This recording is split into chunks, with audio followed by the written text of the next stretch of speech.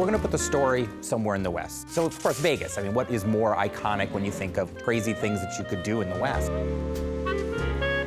I think that was really the inspiration for the story in a lot of ways, was looking back at the history of Vegas. We really think of it as a side story. In a lot of ways, we're revisiting stuff from the original 2 games, but it stands on its own. The first thing our creative lead and our project director did was they sat down and they sort of examined what sort of themes they wanted to explore in New Vegas. Every Fallout game pretty much starts with war never changes. And the idea behind that is really that humanity has this unending appetite for killing each other.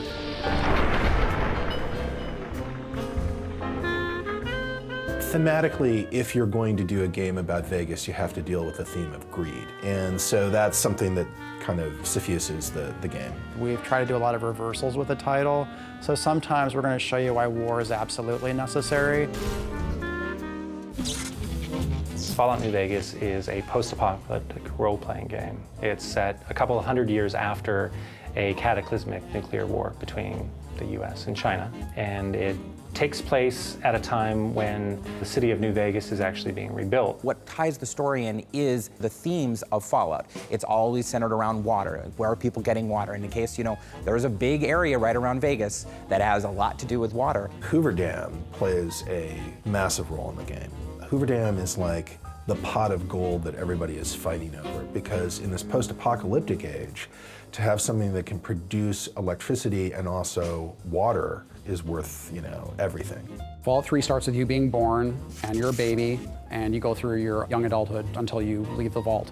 In New Vegas, we wanted to say you start the game in a very Vegas sort of cliche style almost. You are shot in the head and dropped in a shallow grave, so it starts with essentially your would-be death. After you're shot and left for dead in a grave, you might have some desire to go see what the whole murdering business was about and why he wanted you dead in the first place. In the course of trying to resolve that one conflict, you get pulled into larger events. So in this case, you're trying to find the people that killed you and what they were trying to get from you. In this case, it was a package you were carrying.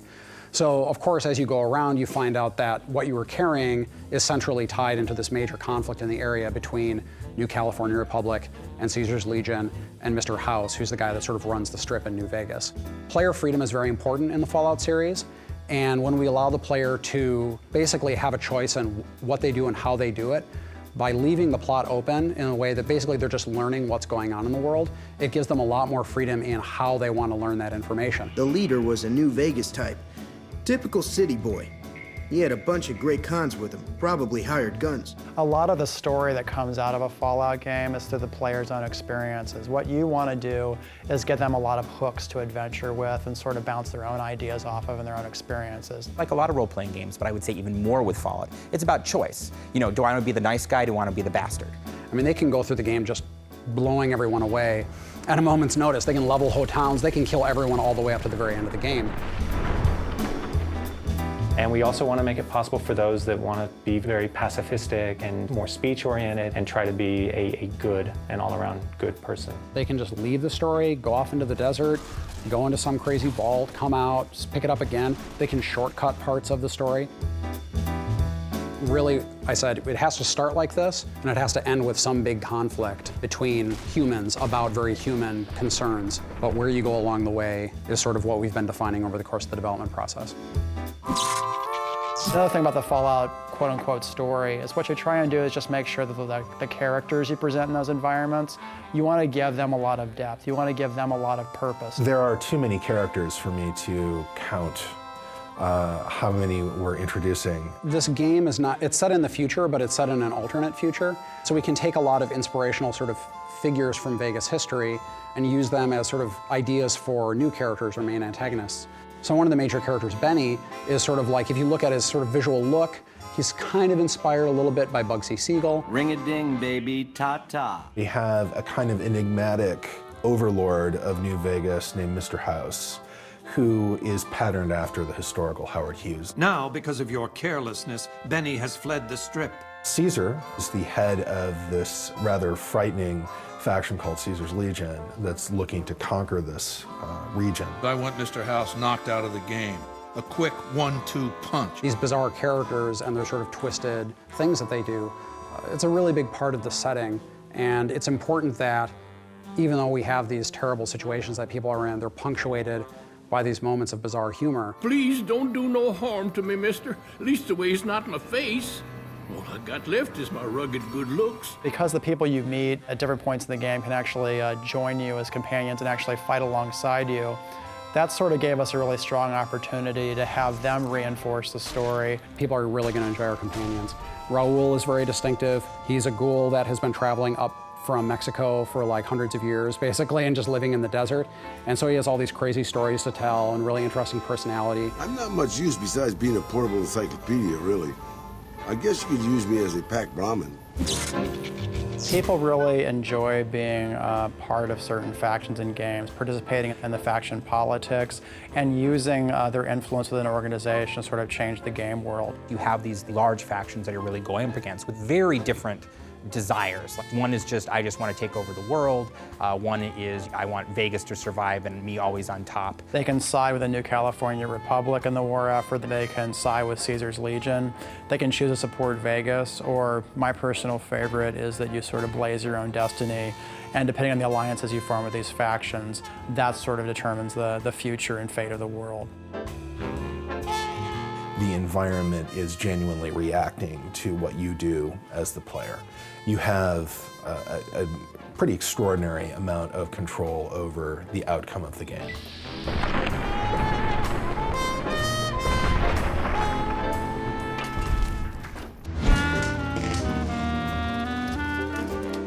The one thing about Fallout's always done is really kind of had fun people acting in it. And with Fallout 3, it really continued, and so we want to make sure we're still doing that. And obviously, you have Ron Perlman coming back. Ron Perlman has been the voice of Fallout for so long, it was kind of like, well, of course he's going to be the narrator. You are a courier, hired by the Mojave Express. It's nice to be working on this same character for this many installments over this span of time. The legate is crowned as the new Caesar. We really took it character to character and just looked for who would really be the best voice for the role. The man who tried to murder you, who's voiced by Matthew Perry in the game. This guy is the leader of a gang called the Chairmen. I play Benny, who is a very driven, kind of Rat Pack type guy. Baby, you can't just leave me tied up. Those Legion boys will put me on a cross for the mess you made, if I'm lucky. He's really, really enthusiastic and a genuine fan, and he was really easy to work with. You know, he seemed to really get the idea behind the character. Any questions you got, I'll answer. Fallout is just bigger and smarter than any game I've played before. There's like just amazing amounts of things to do, and I like the idea that you can, you know, sort of pick what you're going to say to somebody and go on all these quests, and it's just this gigantic world that seems sort of endless. Like I said, baby, all Benny needs is a stealth boy and a bobby pin. I also, you know, have gone on dates and stuff too. Like I'm not just a moron who just plays video games. I just want to get that in there. You'd do that for me, baby? Don't tease me if you don't mean it. The DJ of Radio New Vegas is Mr. New Vegas, and it's voiced by Wayne Newton. Howdy, folks, it's Mr. New Vegas, and I have a good feeling about all of you listening. He's always really upbeat. He always is very pro-Vegas, and it always has something good to say about what's going on. Moving on here, this will be line 2. Well, you know what that means, folks. Time for some news. Of all the things that I have done in my career, and I've done one or two, this has been the one thing that I have looked forward to, because it was so out of the realm of what I have done in my career. This is Mr. New Vegas wishing you ladylike luck tonight. I didn't have anything to do with being called Mr. Las Vegas. It was just the fact that I worked here so much and I wouldn't leave, that somewhere, somehow, one of the writers said, well, this has got to be Mr. Las Vegas. Want it again? Yeah, that was great, but just one more time for the safety. Hey, we've got some news for you coming right up. We were lucky enough to get Felicia Day to be one of our Brotherhood of Steel members, which is fantastic, and it makes my nerdly heart glow. Recording Felicia Day has been just a joy because she's so enthusiastic and she's so excited. There's got to be something we can do. Veronica is a scribe for the Brotherhood of Steel, and she's sort of sardonic. She's really bright and also likes to punch things. So she's got everything going on for her, really. They need me, and I'm not going to abandon them.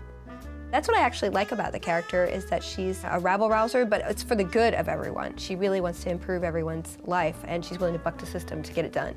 When I read it, I read the copy, I was like, oh, this is great. I just don't even have to be anything but a sassy me. It really sounds like it could be a good fit, doesn't it? The character that I voice, his name is Arcade. He's a doctor. You have the option as the main character to befriend Arcade. I honestly didn't expect you to say that. When I talked to you about Daisy and the others, you seem to put a lot of value and loyalty to the past. I've made it very clear to the powers that be, I'm a gamer. I'd like to do voices for your games. I'll have friends who aren't gamers, and they do voices. I'm like, that's so unfair.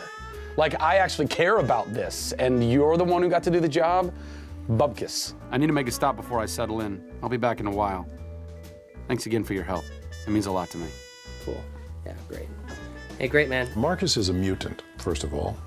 He's been around for a lot of years, and he's aged over the years, but he's still mutant-like. And he is sort of like the sheriff of Jacobstown, which is near New Vegas. If NCR or anybody else is looking for an excuse to attack Jacobstown, they're not going to get it from us. With René Auberjonois, from his very first line, he got the character, he got the tone, he got the delivery. Mr. House, he's a very strange and enigmatic character. Give me 20 years, and I'll reignite the high technology development sectors. 50 years, and I'll have people in orbit. His hope is to reignite and reinvigorate this world. Just in awe of his talent, because he's such a voiceover pro. Now that you've arrived at your destination, what do you make of what you see? Some say he's a man, others a machine. I don't care. He's in the way. My word is law. I'm an extremely powerful character. Violence is how I rule. Walk away if you want, but if you do, he's going up on a cross. Is there anything old Vic can do you for? If I find my way into a voice, a sort of a person will appear that doesn't sound like me and it doesn't think like me. That's always when it's the best, because it surprises me, it surprises them. Well, butter my butt and call me a biscuit if it ain't my old friend from Good Springs. I can throw the gun at him if you want, boss. Raul is like a very smart old ghoul. He's got a lot of wisdom and a lot of experience, you know, so he uses it sparingly, but he's pretty sharp. It was early on. We didn't know just how serious it was out there. Not too long ago, they took Nelson and Searchlight.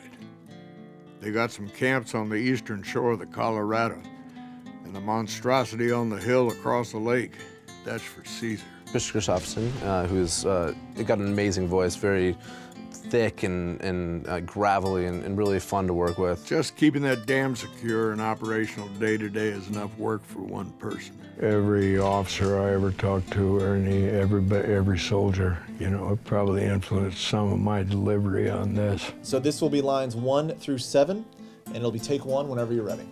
Rangers, this is the chief. I know I can ramble on sometimes, but I need you to listen close for the next minute or so. I hope players play this game, and I want them to be fully immersed in the world, and I want them to really feel each character when they're speaking to them as a totally different individual. Yee-haw! Ain't that party?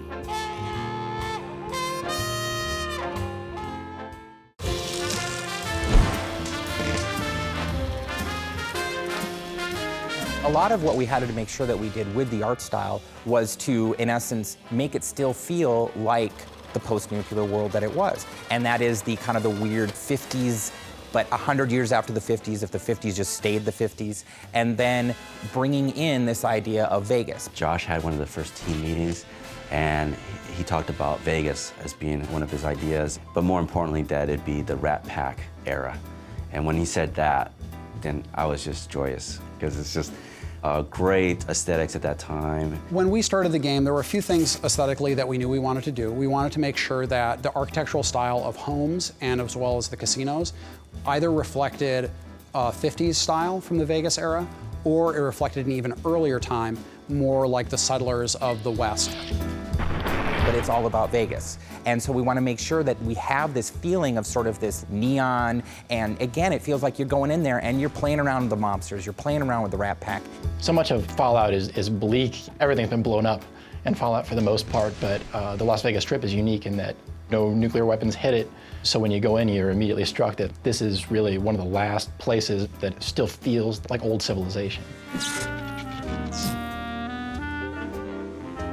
Our team, I think, got up to, including animators and myself, we're about 22.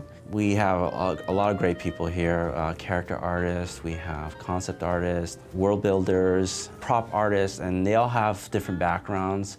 We have folks like Brian Menzie, who's got a long history with the franchise, but then we have folks like myself who are new. So I think the combination of the different experiences really brought the quality bar up. It takes a lot of work and a lot of people. Usually what we try to start off with is just a general idea of what are the main things we're looking to see in different parts of the world. There's tons of images out there, so a lot of it was just looking at the Strip in the early 50s and early 60s, just to see what was different about it then. Joe Sanabria had a pretty good lock on the style of Vegas itself and the casinos. I wanted to sort of immerse myself more in especially the desert sort of style. I took a motorcycle trip through the desert, basically going all around the outskirts of Vegas. Traveling by motorcycle, you get a lot more opportunity to sort of see the area around you. This is just a different feeling from driving in a car, I think. And I just went all around there and I took pictures. I sort of paid attention to the type of flora that was really distinctive. Obviously, you have Joshua trees and then certain types of cacti or wildflowers and things like that. It was basically just a nice inspiration for, you know, just the kind of feeling of being out there. I try to take a lot of opportunities to see what Vegas looked like from different positions. You know, what does it look like when you're coming up from I-15, or what does it look like when you're way up in the mountains west of the valley? It was a nice way to see the environment and get a feel for what it was like. We wanted to make sure that this environment felt like a Fallout setting, but we also wanted to make sure that it was a distinct shift from the Capital Wasteland. You know, this is very, very far away from the DC area, and it's such an important part of the game, that feeling of exploration and looking around. We wanted to make sure that there was a distinct shift. One of the biggest differences is the lighting. In the Southwest, artists come from all over the world to try and paint and photograph in this kind of light that we have down here. So that's the biggest difference right off the bat. It doesn't need to be sort of the more kind of blues and grays of DC. This is more the warm colors of the Southwest. You kind of blend all those things together within a blue sky instead of a gray sky, and you get a very different sense of the world. The scope of this game is massive. You have basically a city in the middle of this area, and then the territory stretches all around the city and does stretch out all the way to Boulder City and to the dam. When doing Vegas, we didn't want to neglect any of the surrounding areas around Vegas. We wanted to make sure that we had Fremont Street realized, and we have a location called Freeside in the game before they even hit Vegas. And I think once they get a taste of that, they're going to be suitably intrigued to go, okay, well, if that's Freeside, hell, I wonder what Vegas is going to be like. The Vegas that we were representing was really classic Vegas. This is something that dovetails nicely with the general aesthetic of the Fallout series as a whole. Everything to do with the Strip is a big artistic playground. One of the strengths we saw about being able to use Vegas as a location is because all those casinos have their own individual themes. It's like a big amusement park the size of a city. And not only do designers have a lot of fun doing quests for those areas, but artists have a fantastic time going, you know what? We can just play around with this location because that's what Vegas is all about. I was working on the designs for the individual buildings, the keystone ones, the ones that the families or factions are associated with. So Lucky 38 was the first one because it's the most prominent one. From there, I went to the Ultralux and then Tops. Each of those casinos had its own style that we defined for it. Its own color palette, its own particular slice of Googie style or Art Deco in some cases. I think we really knew that we kind of hit the look and the feeling of Vegas when we started putting the signs in. So, and I don't know why that was one of the key things, because you can have a big hotel, but it kind of doesn't feel like Vegas unless you have those giant signs. When you go into these places, they still look like things that have been rebuilt. This is still a world where people have to deal with certain material realities, and they're in the middle of the desert, pretty far away from anything else. So there's a lot of stuff that looks like it has been repaired, been remade, but it's not brand new. But then also you can see off to the sides in certain patches of the Strip, you'll see just whole casinos that are just hulking ruins that are sort of blocked off. That's to show again, like, this place has been screwed up for about 200 years. We also wanted to make sure there's a certain energy about the Strip too. So when you get past the Great Wall that surrounds Vegas and you actually get inside the city, you feel that same sort of energy that you feel from Las Vegas in real life. It's almost not just the art, it's sort of really focusing on sort of that feeling and making sure that it feels like a 24-hour city like it does in real life. When I take pictures or give reference and then say, I kind of want to like it like this, I'm kind of going to want to like this, it's very nice to see the artist come back with something that's even better than what I had imagined in the first place. I think people are really going to dig how different it is from the Capital Wasteland and how we sort of captured the feeling of the Mojave.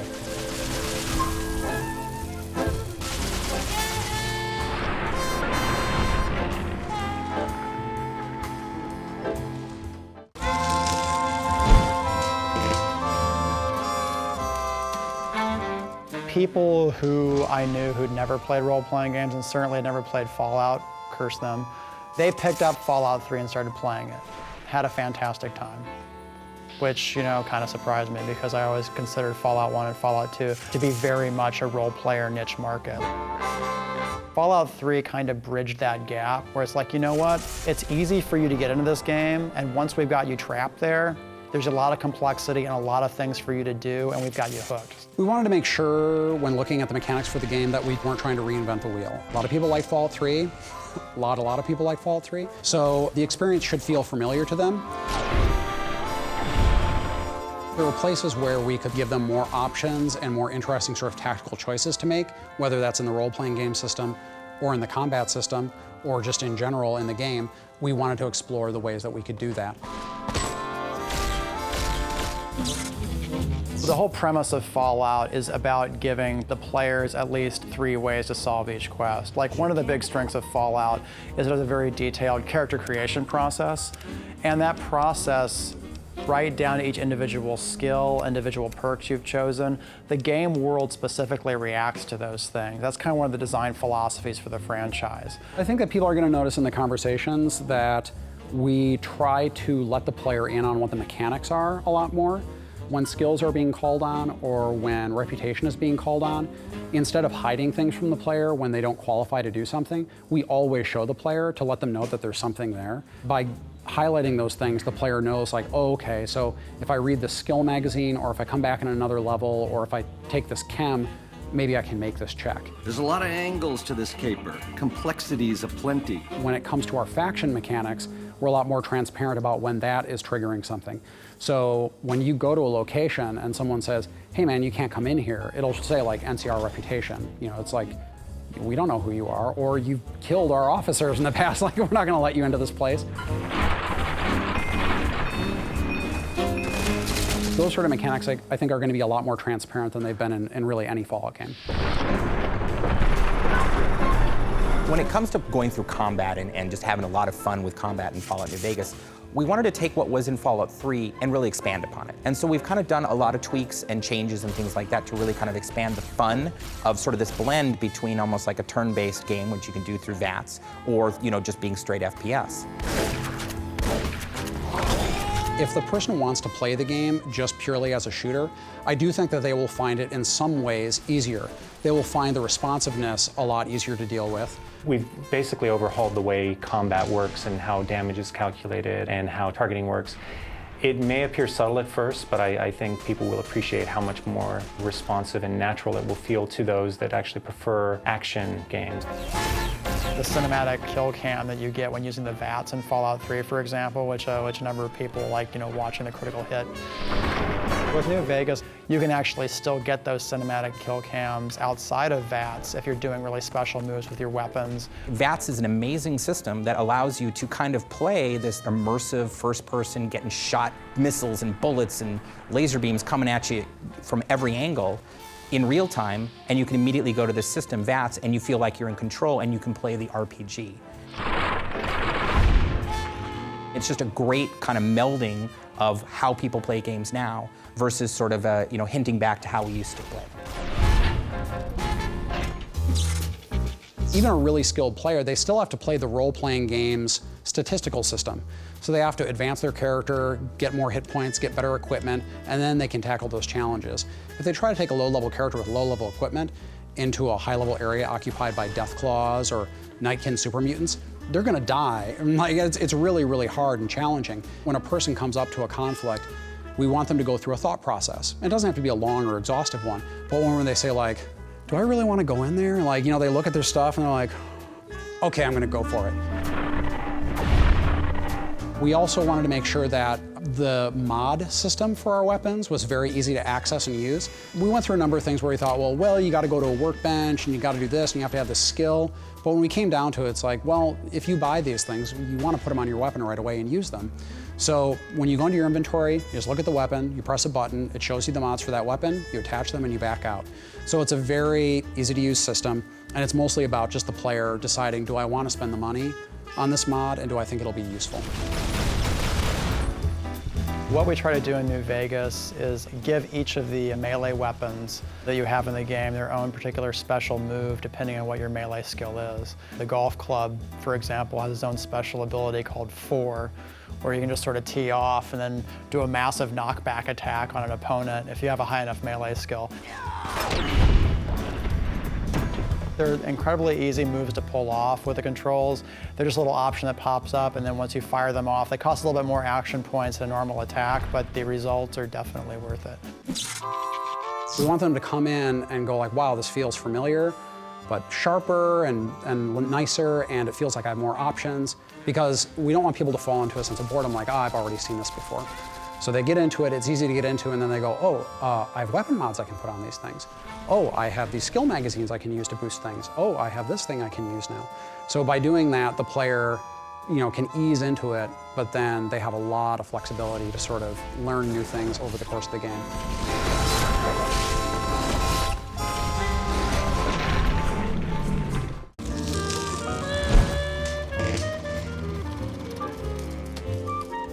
In Fallout, and then in Fallout New Vegas in particular, we really wanted to have sort of a lot of groups that people could interact with. Factions are really important to us. We didn't want to make it something where it was black and white, where you have this small group of good people against a small group of bad people. It's this very complex mixture of these different people and these different factions. The player has a lot of control over what he gets to do in the New Vegas area. He gets to influence what happens to an entire region, and in order to have that kind of influence, he needs to side with one of the factions and sort of decide where he tips the balance.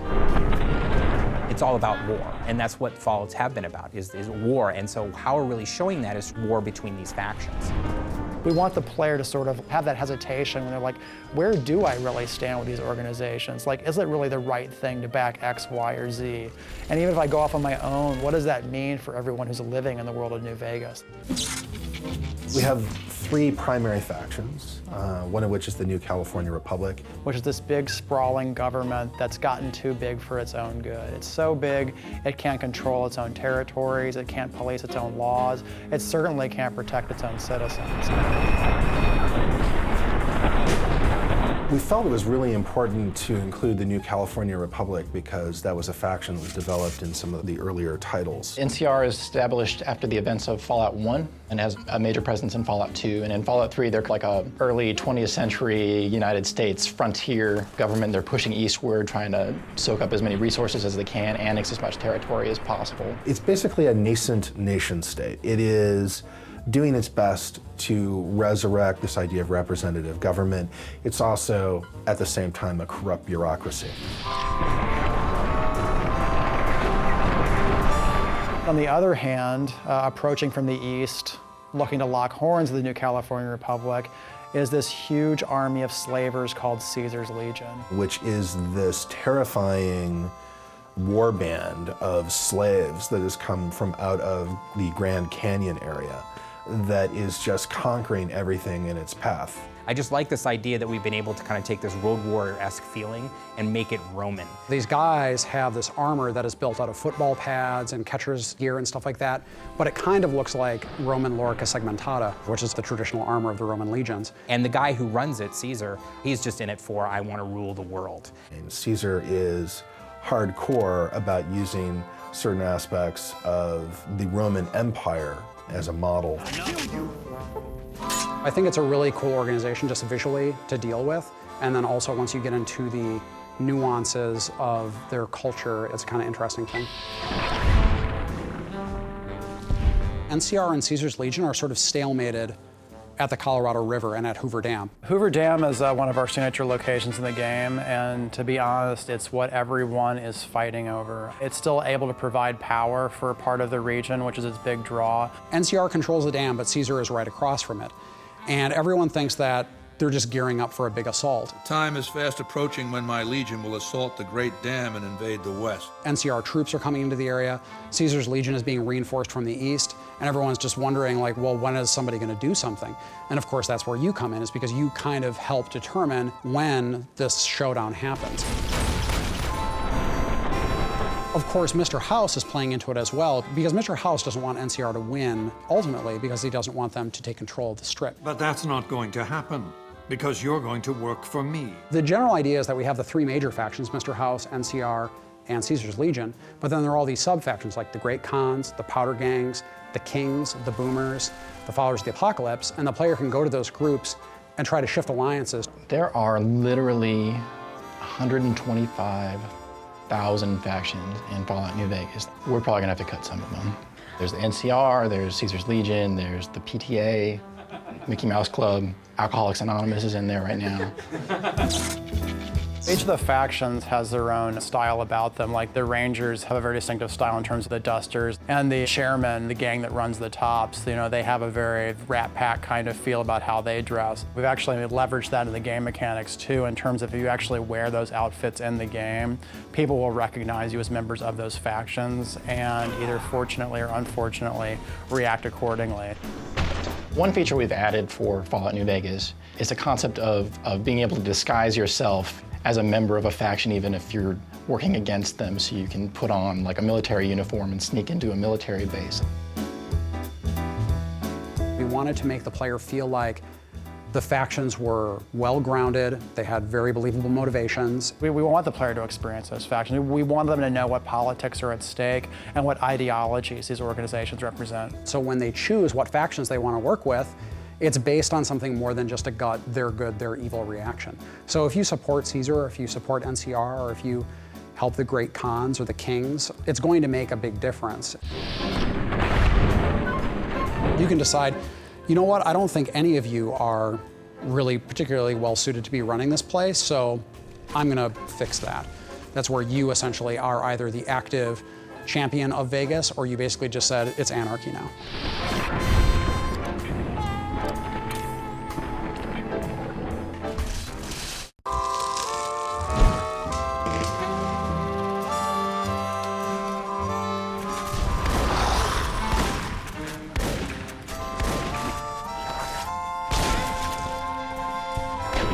Our audio designers have put a lot of effort into sort of changing the sound. Part of it is because our environments are so open and there's so much desert involved, they wanted to make sure that they had distant sounds and close sounds.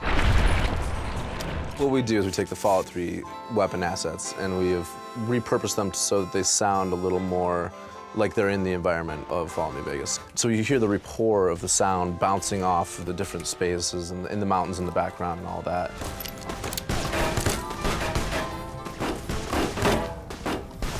They did a lot of desert sound recording, and it really makes the gunfights and stuff especially feel very different. I went out to Isla Borrego Desert National Park a couple months back, and we're just out there. It's dead silent. There's no one around for 30, 40 miles at the very least.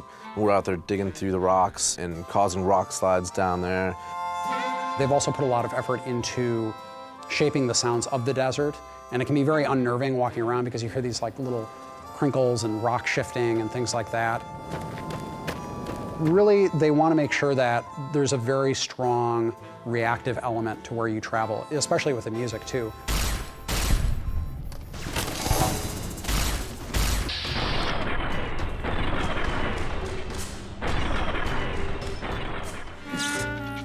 When it comes to the music of Vegas, it's sort of almost like the contrast between the world that we're going to get to run around in. It's the desert and it's what's going on there, and it's the Strip.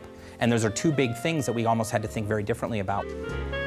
Well, we're working with Ynon Zur again, and Ynon was really excited about the sort of shift in locations. I feel that going on this game was sort of like a coming back experience, but also a whole new one.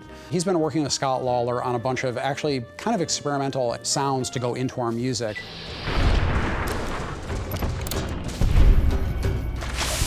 We got together, Ynon and myself, and we talked through really what we wanted to do different with this game and how we wanted to differentiate it from Fallout 3. Me and Scott had a lot of discussion before we started. It's like, okay, so, we really want to do this Western style, but it should be decadent, it should be twisted, it should be scary. I think that the choices went more and more toward string quartet.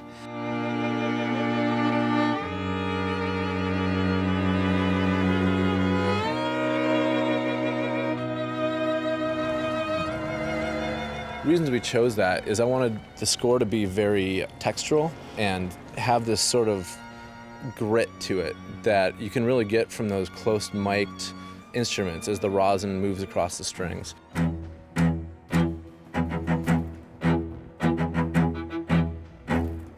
When the player's moving around, they don't feel that the music is just playing without purpose. It always sort of evolves with the action and devolves with the action as well. Took a lot of brainstorming, not only the way the music needs to sound, but also the way the music is going to be construct and deconstruct in a way that it will follow the player, but then in a new way. When there's no one around, it's still there and it's got this very low, ominous tone. Enemies enter the area, layers sort of build upon the piece, and as you get into battle, it sort of builds further.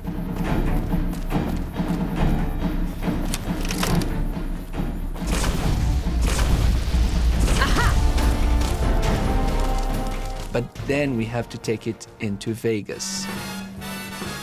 The strip itself will be a very interesting challenge because we want to, of course, have the ambient sort of feeling, but also once you get into the strip, a lot of the radios in that environment are playing Radio New Vegas, which has Mr. New Vegas, which is Wayne Newton, and we'll have sort of classic songs of the era.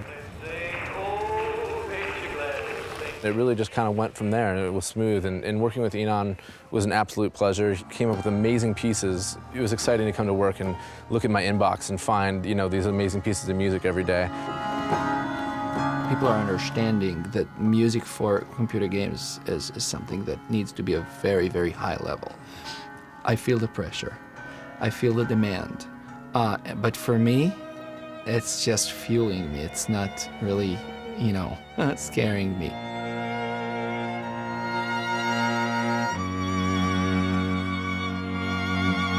We've been very fortunate to have the best actors in the world, some of the best musicians in the world coming in, best composers in the world, and the best sound designers. And all these things have come together to really create a soundscape that I'm very proud of. It achieves the goals that we really set out for this project.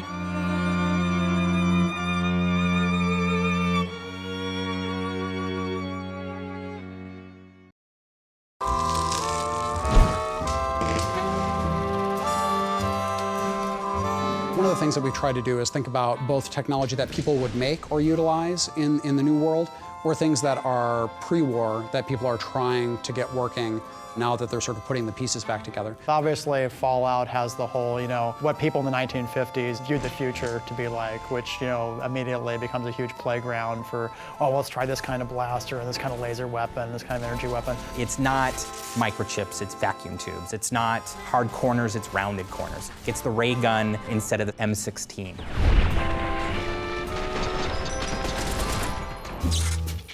So one of the first things the player's going to encounter in the opening area of Goodsprings, he was actually helped out of his early grave by one of the new robots we have in the game, which are called Securitrons. They themselves are sort of this curious blend of sort of sci-fi, crazy technology, yet they have the Fallout twist to them. This huge, hulking monstrosity, the track wheel that spins around as it's going across the landscape. Instead of a head, they have a little computer monitor that's sort of right on their chest.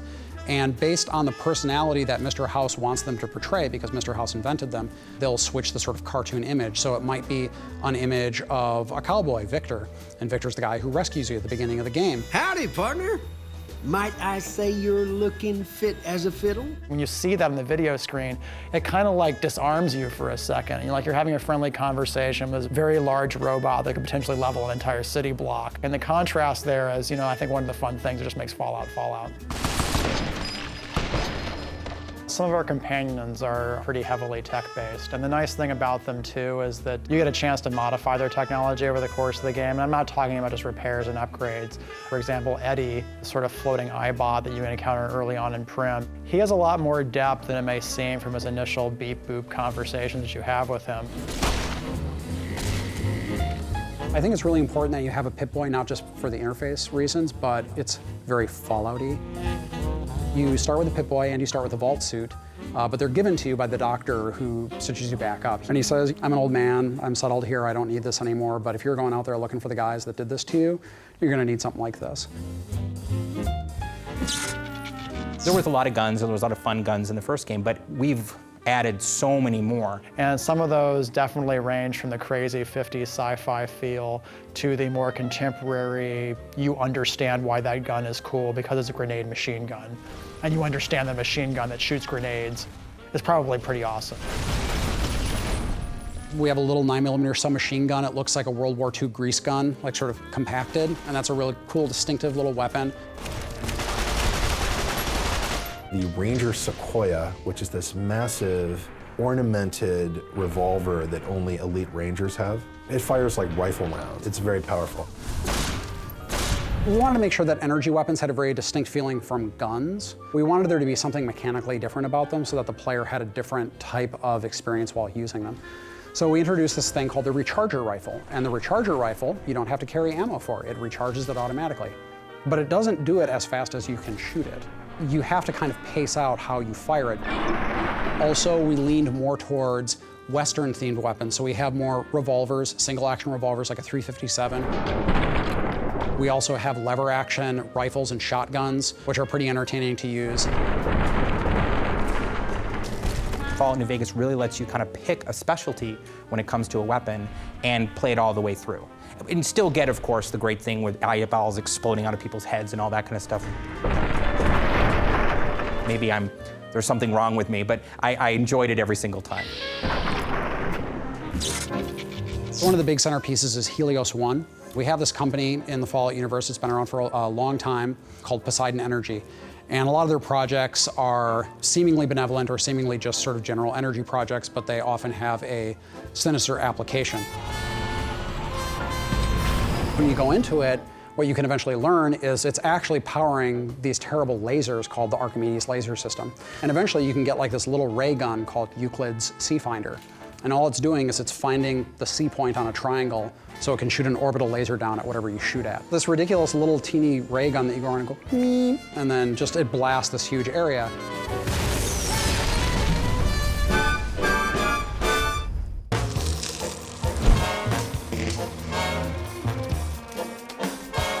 It's not an understatement to say that the Strip is Vegas. Vegas, Vegas, Vegas, Vegas, Vegas. Where do you go to find what's here? It's maybe the only place of its kind in the world. When you get to Las Vegas Boulevard and you look down the street, you have to say, I'm in Vegas. And so that's very, very important for us. Getting that look right was very important for us. I think the Strip is going to be the thing for me. It's where we put the most amount of work in terms of design. The scope and scale of the Strip is just something new. I mean, it's huge.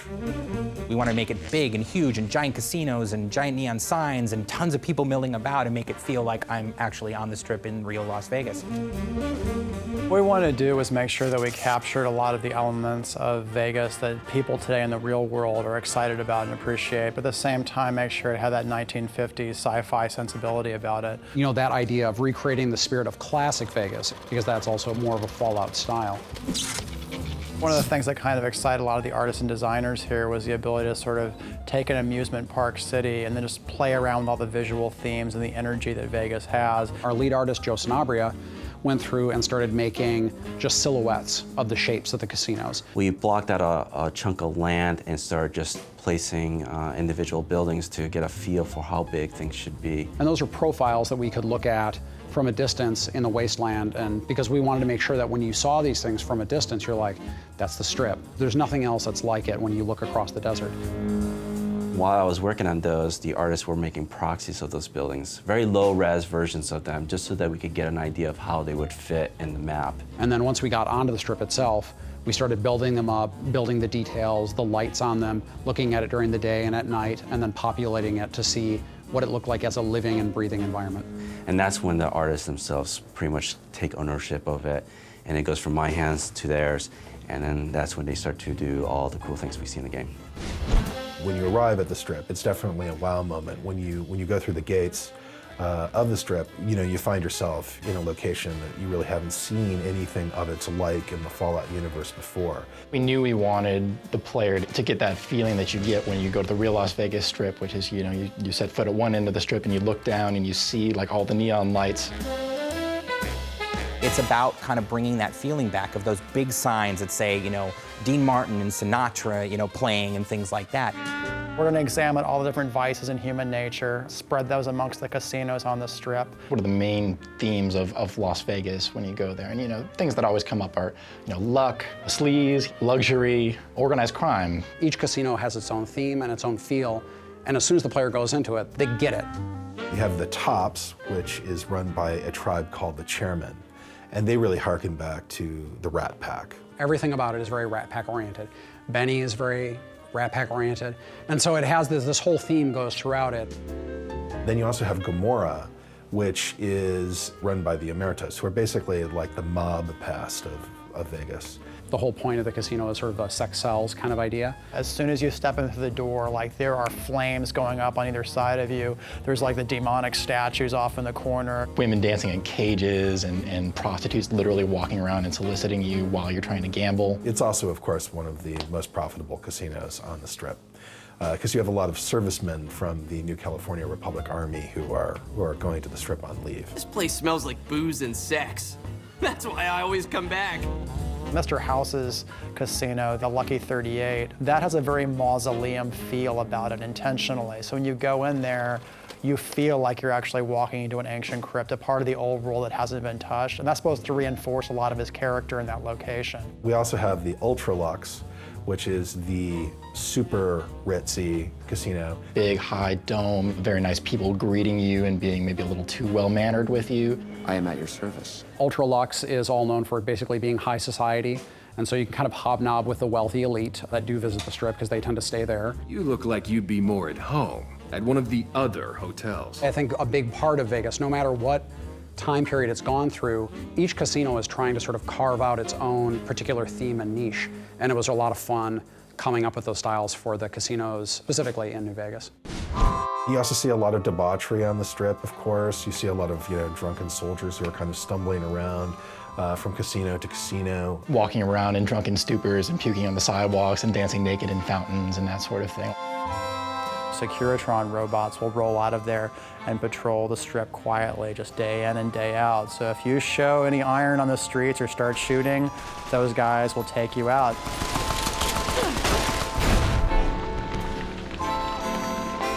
I think players can probably spend as much time as they want on the Strip. We have a whole series of casino games. You can gamble on the Strip. That's the most basic thing, the reason why most of the people are there.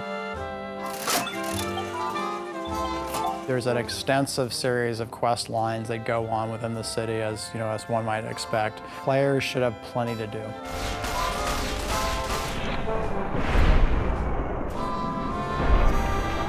In the end, I think we did a really good job. The guys worked hard and were able to put things together in a way that I think is going to be entertaining for folks. What keeps people coming back, I believe, is just good gameplay, good story. Maybe for some people, it's the amount of blood and violence that we have in the game, I don't know.